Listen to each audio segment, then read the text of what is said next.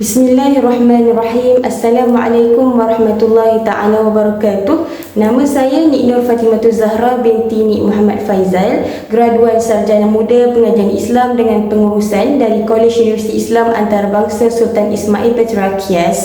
Saya berasal dari Kota Baru dan saya berminat untuk memohon sebagai pegawai Hal Ehwal Agama Islam di Jahit.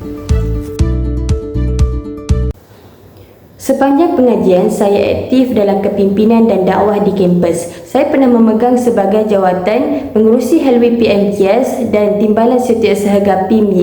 Pengalaman ini membantu saya dalam membina kemahiran pengurusan, komunikasi dan kerja berpasukan yang sangat penting dalam tugas-tugas Hal Ehwal Agama Islam.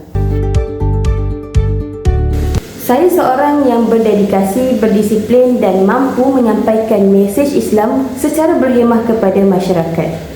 Saya juga mahir dalam pengucapan awam, pengurusan program serta mempunyai asas kemahiran ICT dan penyediaan laporan rasmi. Saya amat berbesar hati sekiranya diberi peluang untuk menyumbang tenaga dan idea bagi memperkukuh pembangunan Islam di negeri Kelantan. Sekian daripada saya. Terima kasih atas perhatian pihak tuan. Wassalamualaikum warahmatullahi taala wabarakatuh.